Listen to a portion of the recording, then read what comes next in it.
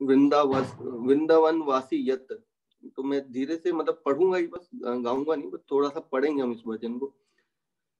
वृंदावन वासी यत वैष्णव गण, प्रथम वंदना करे सबार चरण। नीलाचल वासी यत महाप्रभु गण, भूमि ते पढ़्यो वंदो सबार चरण। नवदीप वासी यत महाप्रभु भक्त, सबार चरण वंदो हज अनुरक्त। महाप्रभुर भक्ति यत गौड़ देश स्थित, सबार चरण वंदो करियन प्रणीत। ये देश वैसे गौरांगर गण, उद्बाहु करी बंदो सबार चरण। हंछेन हईबेन प्रभु यत दास, सबार चरण वंदो दंते करी घास। ब्रह्मांड तरिते शक्ति धरे जने जने, ए वेद पुराणे गुण गाए ये बोशुने। महाप्रभु गण सभी पतित पावन, ताई लाभे मुंजी पापी लुई शरण। वंदना करिते मुंजी कद शक्ति धीरे, तमोबुद्धि दोषे मुंजी दम्भ मत करी। तथापि मुखरे भाग्य मनेर उल्लास, दोष शमी मोह अदमे कर निज दास। सर्व वांछा सिद्धि है यम बंधन छूटे, जगत दुर्लभ हांज प्रेम धन लूटे। मनेर वासना पूर्ण अचिरत है, देवक नंदन दास ए लोभ कहे। इसका थोड़ा हिंदी का अर्थ सुनेंगे। सबके चरणों में मेरा प्रणाम। वृंदावन वासी जितने भी वैष्णव हैं, सर्वप्रथम मैं उनके चरणों में वंदना करता हूँ। नीलांचल वासी जितने भी महाप्रभु के गण हैं, पृथ्वी पर लेटकर मैं सबके चरणों में की वंदना करता हूँ। नवदीप वासी जितने भी महाप्रभु के भक्त हैं, मैं दंडवत प्रणाम करता हूँ। सभी के चरणों की मैं वंदना करता हूँ। गौड़ देशवासी महाप्रभु के जितने भी भक्त हैं, सभी के चरणों में मैं शरणागत होकर मैं उनकी वंदना करता हूँ। इसके अलावा जिस जिस स्थान पर भी गौरांग महाप्रभु के गण हैं, अपने दोनों हाथ उठाकर मैं उनके चरणों की वंदना करता हूँ। भगवान के जितने भी भक्त हो चुके हैं या होंगे, मैं दांतों में घास का तिनका लेकर अर्थात दीनता के साथ सभी के चरणों की वंदना करता हूँ। एक एक भक्त पूरे के पूरे ब्रह्मांड को उद्धार करने का सामर्थ्य रखता है, ऐसे वेद व पुराण इनका बखान करते हैं। श्री चैतन्य महाप्रभु के सभी भक्त पतितों का पावन करने वाले हैं। इसी लोभ से मुझ जैसे पापी ने भी उनकी शरण ग्रहण की है। वंदना करने की मैं भला कितनी शक्ति रखता हूँ। तमोगुण बुद्धि के इस दोष के कारण मैं तो वैष्णवों की वंदना करने का मात्र दंभ ही करता हूँ। तब भी इस गूंगे के ये सुंदर भाग्य है कि इसके मन में उल्लास है। आप कृपा करके मेरे दोषों को क्षमा करके इस अधम को अपना दास बना लीजिए। आपका दासत्व मिल जाने से जितनी भी इच्छाएं हैं सब पूर्ण हो जाती है। यमराज का बंधन छूट जाता है तथा इस जगत में जो दुर्लभ वस्तु है, प्रेम धन है, उसे लूटता रहता है। मन की वासना बहुत जल्द पूर्ण हो जाती है। देव की नंदन दास कहते हैं कि मैं इसी लोभ से वैष्णव की महिमा कहता हूँ। हरे कृष्ण कृष्ण कृष्ण हरे हरे, हरे राम राम राम हरे हरे।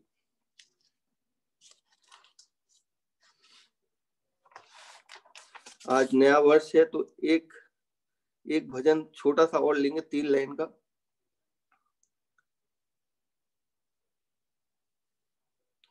भज गौरांग कह गौरांग, ले गौरांगेर नाम रे। भज गौरांग कह गौरांग, ले गौरांगेर नाम रे। जे जन गौरांगर भजे से अमार प्राण रे। जे जने गौरांगर भजे से अमार प्राण रे। गौरंग बोलिया दो हाथ तुलिया, नचिया नचिया ब्याओ रे। गौरंग बलिया दो हाथ तुलिया, नचिया नचिया बेदाओ रे।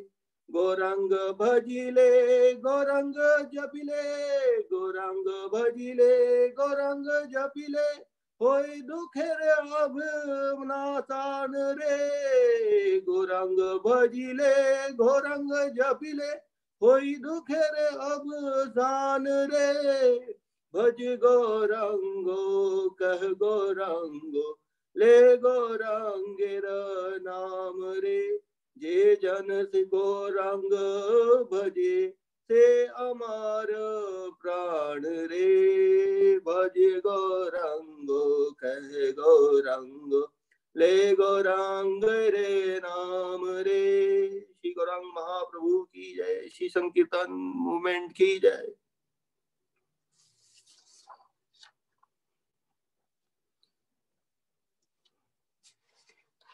सबका स्वागत है भागवत कक्षा में।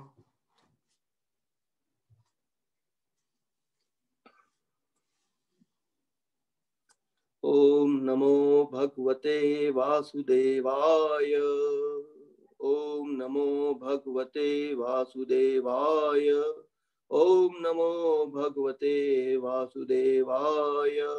नारायणं नमस्कृत्यं नरं चैव नरोत्तमं देवीं सरस्वतीं व्यासं ततो जयामुदीरये नष्टप्रायेषु अभद्रेषु नित्यं भागवत सेव्या भगवते उत्तम श्लोके भक्तिर्भवति नैष्कति। श्रीमद्भागवतम स्कंद 2 अध्याय 6 श्लोक क्रमांक 4। पुरुष सूक्त की पुष्टि।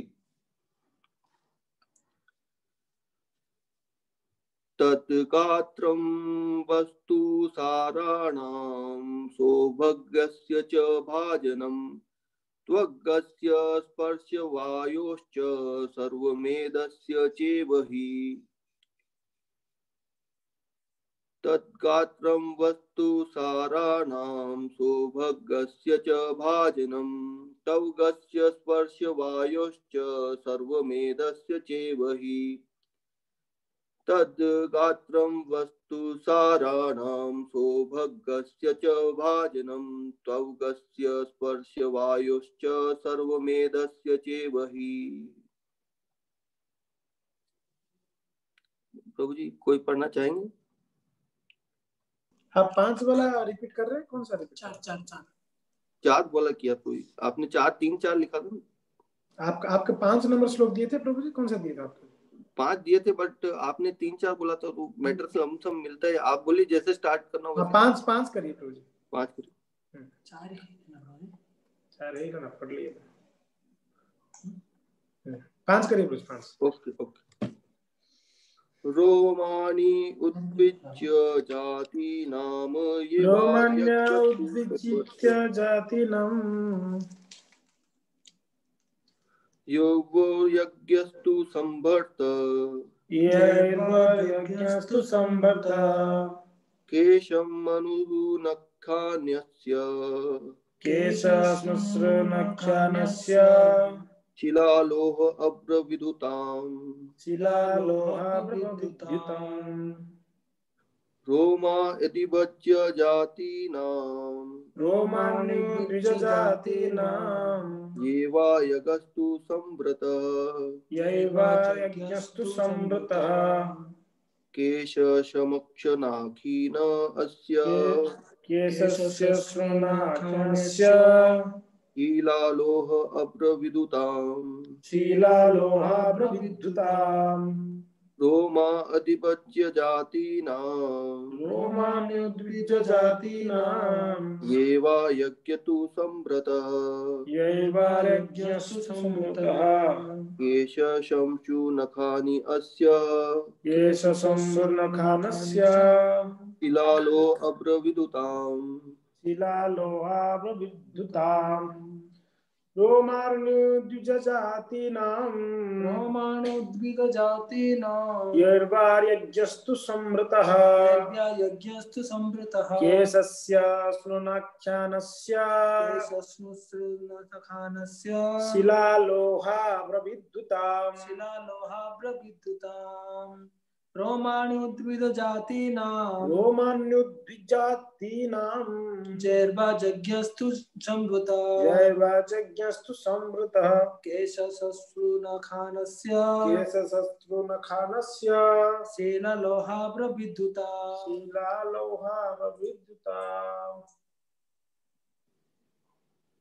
और कोई बोलेंगे? बलराम को बोलेंगे?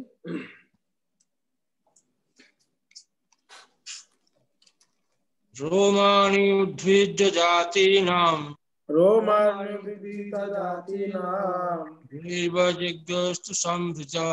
जैर्वाजज्ञस्तु संवृता केशश्रुनखानस्य शीलालोह अभ्रविद्युताम्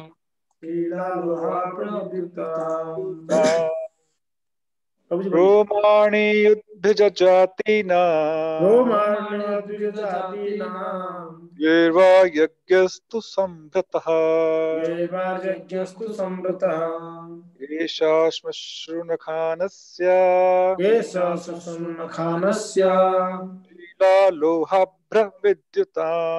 शीलालोहाभ्रविद्युताम्। कोई माता जी बोलिए, बिना माता जी बोलिए। रोमाणि उद्भिजा जातीनां यैर्वायज्ञस्तु संभृता केशाश्मश्रुनखानस्य शिलालोहाभ्रविद्युतम्। शब्द पढ़ी कुछ। रोमाणी देह के रोम, उद्विज वनस्पति, जातिनाम जातियों का, ये जिसके द्वारा, वा या यज्ञ लेकिन संव्रतः विशेष रूप से सेवित केश सिर के बाल समुक्षु मूछे नखानी नाखून अस्य उनका शिला पत्थर लोह अयस्को अब्र बादल विद्युताम बिजली। अनुवाद एवं तात्पर्य शिला प्रभुपाद के द्वारा शिला प्रभुपाद जी की जय। उनके शरीर के रोम समस्त प्रकार की वनस्पति के कारण है, विशेष रूप से उन वृक्षों के जो यज्ञ की सामग्री अव्य के रूप में काम आते हैं। उनके सिर तथा मुख के बाल बादलों के आगार हैं और उनके नाखून बिजली पत्थरों तथा लोह अयस्कों के उद्गम स्थल हैं। तात्पर्य, भगवान के चमकदार नाखून बिजली उत्पन्न करते हैं और सारे बादल उनके सर के बालों पर टिके रहते हैं। अतः भगवान के शरीर से जीव की सभी प्रकार की आवश्यकताएं वस्तुएं एकत्रित की जा सकती है। इसलिए वेद इसकी पुष्टि करते हैं कि भगवान समस्त उत्पन्न वस्तुओं के कारण है। भगवान समस्त कारणों में परम कारण है।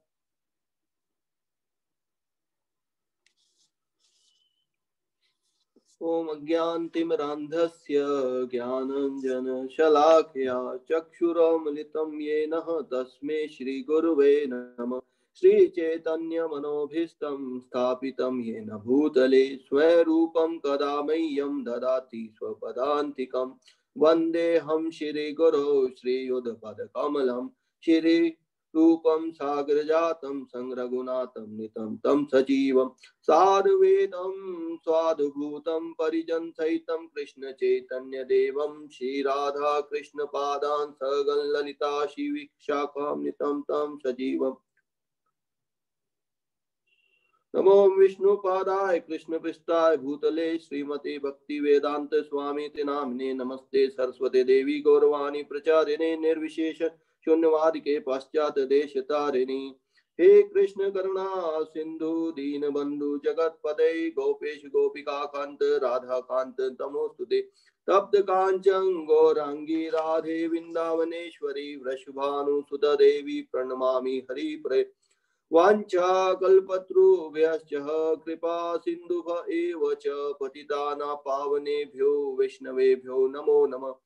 नमो महावदन्याय कृष्ण प्रेम प्रदाते कृष्णाय कृष्ण चैतन्य नामने गौतिष्वे नमः। जय श्री कृष्ण चैतन्य प्रभु नित्यानंद श्री अद्वैत गदाधर शिवसादि गौर भक्तवृंद हरे कृष्णा कृष्णा कृष्णा हरे हरे हरे राम राम राम हरे हरे।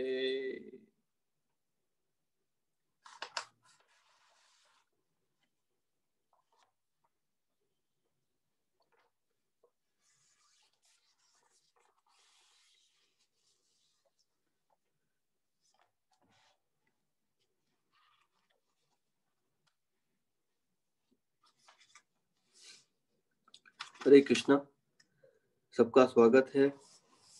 और इस श्लोक में भगवान अपने विश्व रूप का दर्शन, ये एक प्रश्न किया गया था कि नारद जी के द्वारा कि आपके द्वारा सृष्टि में और कौन पालन करता है। तो ब्रह्मा जी इसके उत्तर में बता रहे हैं कि समस्त कारणों के कारण भगवान ही है, और उसके हिसाब से भगवान के शरीर का ब्रह्मा जी वर्णन कर रहे हैं नारद जी को। तो इससे हम थोड़ा सा ये देखते हैं कि कैसे प्रश्न होते हैं और कैसे प्रश्नों के जवाब होते हैं जिससे हमको आगे उन्नति मिलती है। तो जो भी प्रश्न किया जाता है उसका आंसर ही आगे जाके मिलता है। जैसे कि भगवत गीता के अंदर अर्जुन प्रश्न कर रहे हैं भगवान से कि मैं ये पाप कर्म करना नहीं चाहता हूँ, पर मुझे जबरदस्ती इन पाप कर्मों में लगाया जाता है, जो कि गीता के 3.36 में भगवान कहते हैं।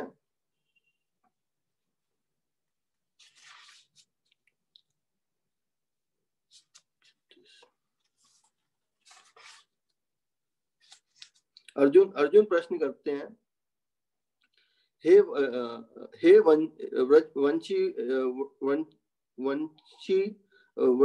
वंशी मनुष्य न चाहते हुए भी पाप कर्मों के लिए प्रेरित क्यों होता है? ऐसा लगता है कि उसे बलपूर्वक उनमें लगाया जा रहा है। तो हम बोलते हैं every action there is equal opposite reaction. तो इसमें भगवान समझाते हैं और वो भी बता रहे हैं कि क्यों हम पाप करते हैं, क्या ऐसी चीज है जो हमको पाप करने में मजबूर करती है। तो गीता के आज महाराज सुबह मॉर्निंग जपा टॉक में जो विषय लिए भी वो भी इससे मिलता जुलता ही है। तो महाराज जी बता रहे थे कि गीता के 5 मूलभूत टॉपिक्स हैं, जिसमें है ईश्वर, प्रकृति, काल, जीव और कर्म। जिसमें से ये कितने टॉपिक हुए? 5 टॉपिक। गीता के पूरी गीता इन 5 टॉपिक के ऊपर आधारित है। ईश्वर, प्रकृति, काल, जीव और कर्म।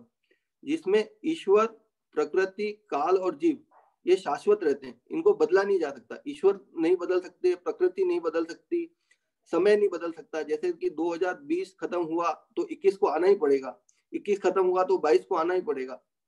तो ये शाश्वत चलते रहेंगे। ईश्वर, प्रकृति और जीव भी शाश्वत है, जो अनादिकाल से चला रहा है। पर इनमें से एक चीज जो है वो शाश्वत नहीं है, वो है कर्म, जो है action. To every action there is equal opposite reaction. तो कर्म क्या है? कर्म जो है वो शाश्वत नहीं है। तो महाराज जी बता रहे थे कि जो कर्म है वो 3 तरह के कर्म होते हैं। एक तो होता है कर्म जो है पुण्य कर्म, और एक है विकर्म जो है क्या बोलते हैं विकर्म को, पुण्य कर्म के अलावा जो बुरा कर्म, विकर्म मतलब बुरे कर्म। और अकर्म जो है, जो अकर्म ये है भक्ति करना, ये है अकर्म, इससे कोई बंधन नहीं बनता है। तो जैसे हम बाहर के लोगों से सुनते हैं कि लोग बोलते हैं गीता का क्या सार है, तो वो बोलते हैं कि कर्म प्रधान है, सिर्फ कर्म करो, फल की इच्छा मत करो, और भगवान ने गीता में हमको सिखाया कि सिर्फ कर्म करो, पर ऐसा नहीं है।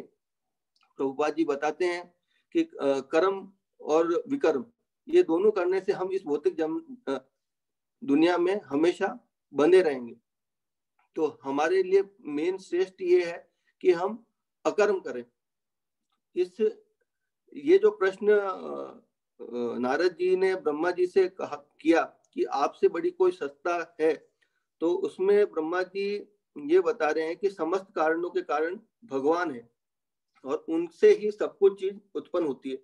तो भगवान के रोमों का वर्णन किया गया है यहाँ पे कि उनके रोमों से सारी वनस्पतियां उत्पन्न होती है। तो आज हम देखते हैं, मेरा मतलब हमारा मंडी में व्यापार है, तो मैं देखता हूँ कि मंडी में रोज इतना सारा अनाज आता है, ट्रकों भर भर के अनाज आता है, आलू आता है, सब्जी आता है, और सब कुछ चीज उपलब्ध भगवान करा रहे हैं। तो भी भगवान में से कुछ चीज कम नहीं हो रही। रोज पेड़ उगते हैं, रोज गेहूं इतना सारा उगता है, और रोज इतनी सारी सब्जियां उग के भगवान व्यवस्था कर देते हैं। तो ये कैसे आ जाता है? ये भगवान हमारे लिए व्यवस्था कर रहे हैं। तो ये हम चीज देख सकते हैं कि कितनी चीज भगवान अपने रोम कण से उत्पन्न कर रहे हैं। तो जो भी वनस्पतियां हैं वो भगवान के रोम कण से उत्पन्न होती है। अब इसमें एग्जाम्पल दिया गया कि भगवान के जो नाखून है वो बिजली के समर्थ है, और उनसे उनके जो नाखून है उनसे बिजली, पत्थर, लोहा। अब जैसे कि किसी मकान के निर्माण के लिए हमको आवश्यकता होती है पत्थर, लोहे की, सीमेंट की, तो इन सब की जो उपलब्धता है ये भी भगवान कराने। इसका मूलभूत सिद्धांत सिर्फ भगवान है। यानी जो कुछ भी इस संसार में हम देख रहे हैं, जो कुछ भी चीज हम देख पा रहे हैं, महसूस कर पा रहे हैं, जो कुछ भी अच्छा है, जो कुछ भी बुरा है, उस समस्त कारणों के कारण भगवान ही है। अब इसके अंदर हम भगवत गीता को रिलेट करेंगे। भगवत गीता के अंदर चैप्टर नंबर 10 है भगवान का ऐश्वर्य। उसमें चतुर श्लोकी गीता कही गई है। 4 श्लोकों के अंदर गीता कही गई है। उसको भी महाराज आज लिए थे, उसको हम पढ़ेंगे, उन 4 श्लोकों को। अहम सर्वस्य प्रभो मत्य सर्वता प्रवर्तते इति मत्वा भजन्ते मां बुधा भाव समन्विता। इसका अर्थ है, मैं समस्त आध्यात्मिक तथा भौतिक जगतों का कारण हूँ। प्रत्येक वस्तु मुझसे ही उद्भूत है। जो बुद्धिमान भली भांति यह जानते हैं वह मेरी प्रेमा भक्ति में लगते हैं तथा हृदय से पूरी तरह मेरी पूजा में तत्पर होते हैं। तो ब्रह्मा जी ये चीज नारद मुनि को समझाना चाह रहे हैं कि जो भी चीज इस भगवान का विराट रूप समझा के ये समझाना चाह रहे हैं कि जो कुछ चीज आप देख रहे हो वो सब कुछ चीजें भगवान से उद्भूत हो रही है। तो इसमें अर्जुन को भी भगवान जब समझा रहे हैं तो उसमें ये बता रहे हैं भगवान कि मैं समस्त आध्यात्मिक तथा भौतिक जगतों का कारण हूँ। प्रत्येक वस्तु मुझी से उद्भूत है। जो बुद्धिमान, अब बुद्धिमान कौन है? भगवान बोल रहे हैं कि जो इस कारण के कारण को समझ जाता है वह बुद्धिमान। जो बुद्धिमान यह भली भांति जानते हैं वो क्या करेंगे? जो समस्त कारणों के कारण को मुझको समझेंगे वो क्या करेंगे? वह मेरी प्रेमा भक्ति में लगते हैं तथा हृदय से पूरी तरह मेरी पूजा में तत्पर होते हैं। ये इस भगवान को कारणों के कारण समझने पर भक्त क्या करता है, बुद्धिमान व्यक्ति क्या करता है? वह मेरी प्रेमा भक्ति में लगते हैं तथा हृदय से पूरी तरह मेरी पूजा में तत्पर होते हैं। इसके आगे वाला श्लोक है, ये है चतुर्भुजी गीता का पहला श्लोक। दूसरा श्लोक है, मचिता मद्गत प्राणानाम बोध्यंतम परस्परम कत्यं च मा नित्यं च तुष्यन्ति च रमन्ति च। इसका अर्थ है, मेरे शुद्ध भक्तों के विचार मुझ में वास करते हैं, उनके जीवन मेरी सेवा में अर्पित रहते हैं और वे एक दूसरे को ज्ञान प्रदान करते तथा मेरे विषय में बातें करते हुए परम संतोष तथा आनंद का अनुभव करते हैं। तो इसके अंदर जैसे पहले बताए थे कि कर्म जो है वो शाश्वत नहीं है। कर्म होता है, विकर्म होता है और अकर्म होता है। तो ये जो अकर्म करने की विधि है वो इसमें दी गई है कि अकर्म कैसा होता है, अकर्म कैसे करना चाहिए। तो इसमें अकर्म के बारे में बताया गया है, मेरे शुद्ध भक्तों के विचार मुझ में वास करते हैं उनके जीवन मेरी सेवा में अर्पित रहते हैं। एक तो उनके जीवन मेरी सेवा में अर्पित रहते हैं, दूसरा कार्य वो क्या करते हैं, वे एक दूसरे को ज्ञान प्रदान करते हैं और मेरे विषय में बातें करते हैं। तो हमारी ये जो क्लास है ये भी अकर्म है और अकर्म का पार्ट है। यानी हम काल के प्रभाव को कैसे खत्म कर सकते हैं, ये भागवतम कक्षाओं को सुन के, साधु संघ को सुन के, एक दूसरे को बोध करवा के, एक दूसरे को भगवान के विषय में चर्चा करके ये हम अकर्म कर सकते हैं। एक तो हुआ कर्म जिससे वो है पुण्य कर्म जो हमें स्वर्ग ले जाएगा, और एक है विकर्म जो हमको नरक ले जाएगा। पर हमको ना तो स्वर्ग जाना है ना हमको नरक में जाना है, हमको जाना है गोलोक, साकेत, वैकुंठ, और उसका रास्ता है ये अकर्म करने से। और अकर्म हम कैसे कर सकते हैं, उनके जीवन मेरी सेवा में अर्पित रहते हैं, वे एक दूसरे को ज्ञान प्रदान करते हुए मेरे विषय में बातें करते हुए परम संतोष तथा आनंद का अनुभव करते हैं। ये हुआ दूसरा श्लोक चतुर्थी गीता का। तीसरा श्लोक है, तेषां सत्ययुक्तानां भजता प्रीतिपूर्वकं ददामि बुद्धि योगम ते येन मा उपायन्ति ते। जो प्रेम पूर्वक मेरी सेवा में निरंतर लगे रहते हैं उन्हें मैं ज्ञान प्रदान करता हूं, जिसके द्वारा वे मुझ तक आ सकते हैं। अब भगवान क्या करते हैं कि जो ये सब कार्य में, अकर्म कार्य में लगे हुए हैं, कौन से कार्यों में, जिनकी सेवा मुझ में अर्पित रहती है और एक दूसरे को ज्ञान प्रदान करते हुए मेरे विषय में जो लोग बातें करते हैं, उनको भगवान क्या करते हैं, जो प्रेम पूर्वक मेरी सेवा करने में निरंतर लगे रहते हैं उन्हें मैं ज्ञान प्रदान करता हूं, जिसके द्वारा वे मुझ तक आ सकते हैं। इसके तात्पर्य में प्रभुपाद जी लिखते हैं, इस श्लोक में बुद्धि योग सबसे महत्वपूर्ण है। हमें स्मरण हो कि द्वितीय अध्याय में भगवान अर्जुन को उपदेश देते हुए कहा था कि मैं तुम्हें अनेक विषयों के बारे में बता चुका हूं, अब मैं तुम्हें बुद्धि योग की शिक्षा दूंगा। अब उसी बुद्धि योग की व्याख्या की जा रही है। बुद्धि योग कृष्ण भावना अमृत में रहकर कार्य करने को कहते हैं और यही उत्तम बुद्धि है। तो प्रभुपाद जी क्या समझा रहे हैं यहाँ पे कि बुद्धि योग क्या है, कृष्ण भावना अमृत में रहकर कार्य करने को बुद्धि योग कहते हैं। बुद्धि का अर्थ है बुद्धि और योग, ठीक है।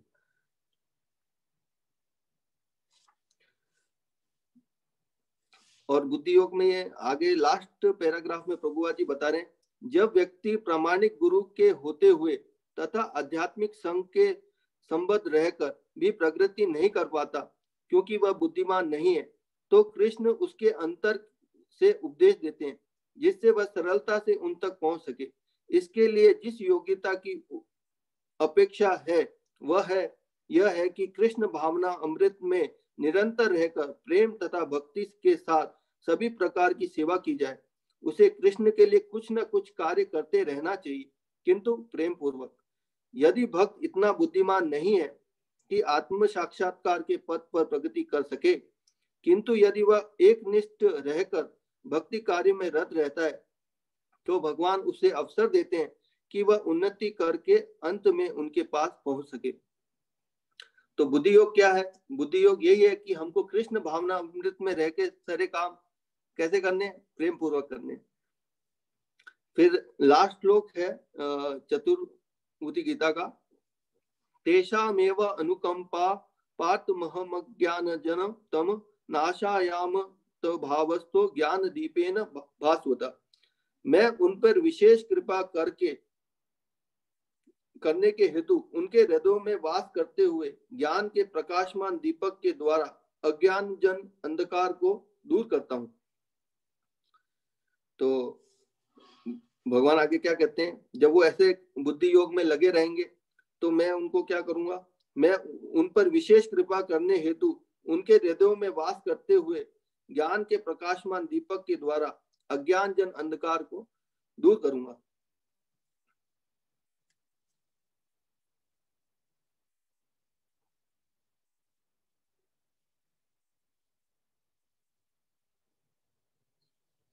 तो ये भगवान के ऐश्वर्य से रिलेटेड हमने जो चतुर्विधि गीता बता रहे हैं उसमें से पढ़ा। और इसी चैप्टर में भगवान अर्जुन को बता रहे हैं कि मुझसे ही सूरज चांद सितारे हैं, मैं ही गंगा नदी हूँ, और मैं ही हिमालय हूँ, मैं ही ऐरावत पर्वत हूँ, मैं ही सभी कारणों का कारण हूँ। जो भी तुम चीज घटित देख रहे हो वह सब चीजें मुझसे ही उत्पन्न है। ये 10वें अध्याय में भगवान अपने ऐश्वर्य को अर्जुन को बता रहे हैं। और इसके लास्ट श्लोक में हम पढ़ेंगे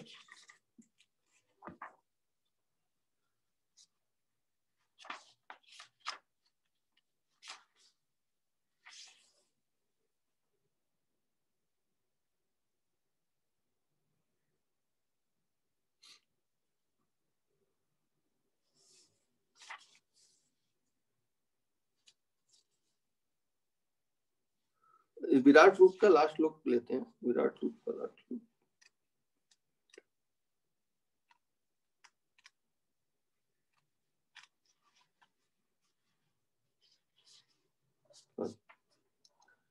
जब भगवान अर्जुन को विराट रूप दिखाते हैं उसमें वो ये सब दिखाते हैं कि भगवान सारी काल के रूप में आए और सबको अपने अंदर समा रहे हैं। तो भगवान अपने आप को काल भी घोषित करते हैं, आई एम द टाइम, मतलब मैं काल हूं। और कंक्लूजन में लास्ट श्लोक में बोलते हैं, हे अर्जुन, जो व्यक्ति सकाम कर्मों मनोधर्मों के कलमक से मुक्त होकर मेरी शुद्ध भक्ति में तत्पर रहता है, जो मेरे लिए कर्म करता है, जो मुझसे ही जीवन का लक्ष्य समझता है और जो प्रत्येक जीव में मैत्री भाव रखता है, वह निश्चय ही मुझे प्राप्त करता है। एक बार वापिस पढ़ेंगे, हे अर्जुन, जो व्यक्ति सकाम कर्मों तथा मनोधर्मों के कलमश से मुक्त होकर मेरी शुद्ध भक्ति में तत्पर रहता है, यानी जो कि अकर्म करता है, कृष्ण भावना अमृत में रहता है, जो मेरे लिए ही कर्म करता है, जो मुझे ही जीवन का लक्ष्य समझता है और जो प्रत्येक जीव में से मैत्री भाव रखता है, वह निश्चय ही मुझे प्राप्त करता है। इसके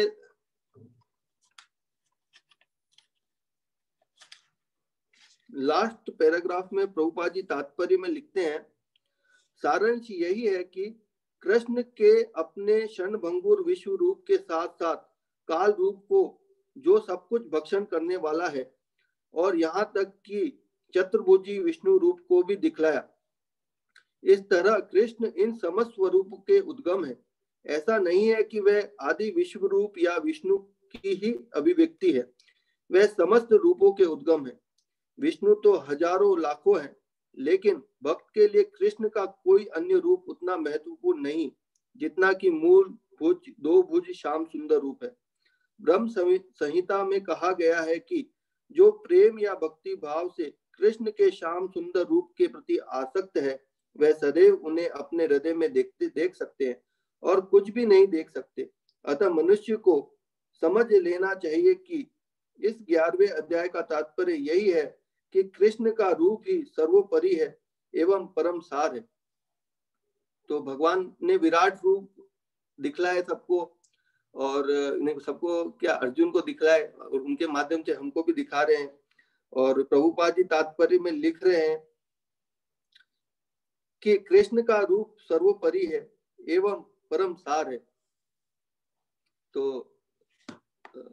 इस अध्याय में लमसम ये था। प्लस मैं इसमें एक चीज और जोड़ना चाह रहा हूँ, जैसे भगवान विश्व रूप दिखाते हैं वैसे ही प्रभुपाद जी और इस्कॉन भी हमें विश्व रूप दिखाता है। हम देखते हैं कि जो भगवत गीता मैराथन चल रहा है, ये कोई सिर्फ उदयपुर में नहीं चल रहा कि हम 50 भक्त मिलके मैराथन कर रहे हैं, ऐसा नहीं है। पूरे विश्व में क्रांति हो रखी है, पूरे भारत में, रशिया में, चाइना में, ऑस्ट्रेलिया में और अमेरिका में, पाकिस्तान में, सब जगह गीता का भरपूर वितरण हो रहा है। तो जैसे भगवान विराट रूप है, वैसे ही उनके भक्त प्रभुपाद जी भी विराट रूप है, उनका भी जो कृपा है वो भी विराट रूप में विस्तार है।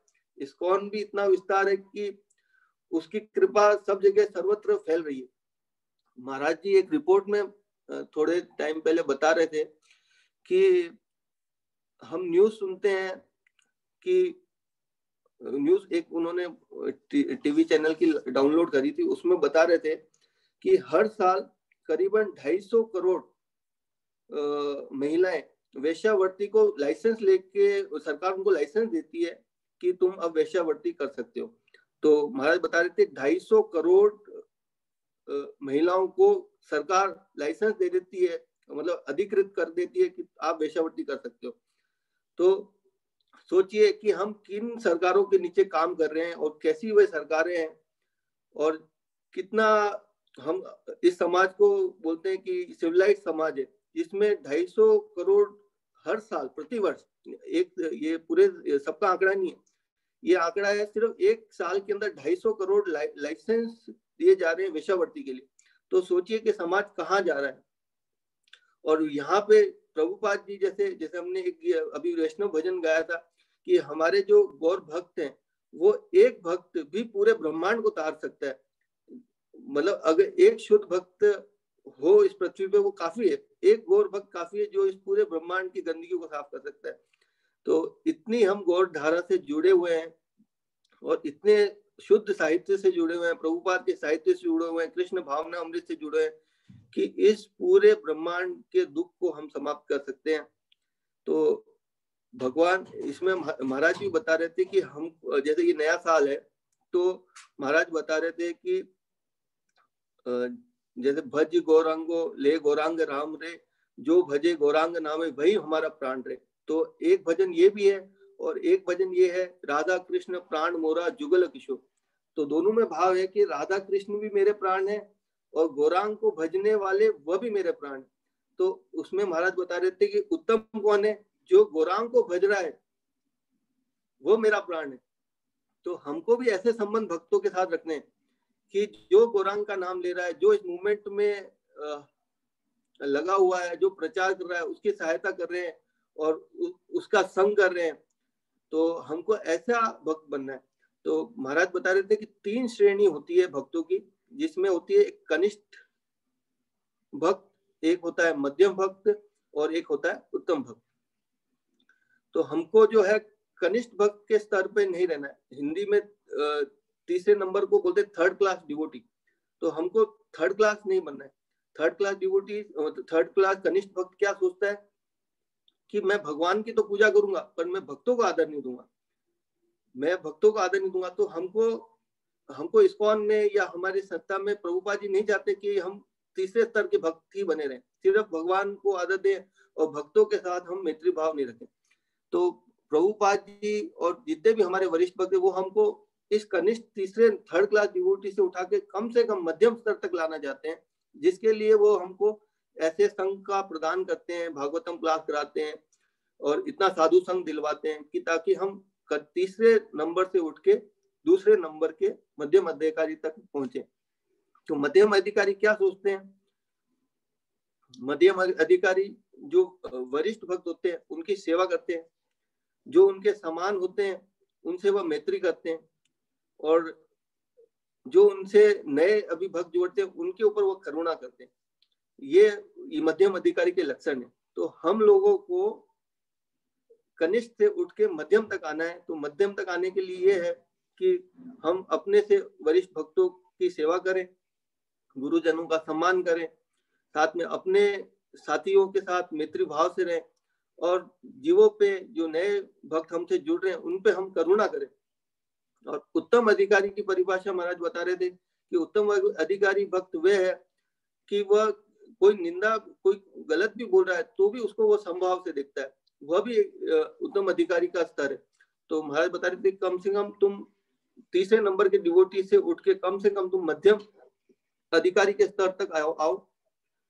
और यही नए साल का रेजोल्यूशन हम लेते हैं कि हम अपने स्तर को सुधारने का प्रयास करेंगे। थर्ड क्लास डिवोटी से हम कम से कम सेकंड क्लास डिवोटी में आएंगे। यही लेते हुए मैं अपनी वाणी को विराम दूंगा और शशि माता जी को भी प्रणाम। आप सुन रहे हैं, बहुत सुंदर लग रहा है मेरे को। हरे कृष्णा।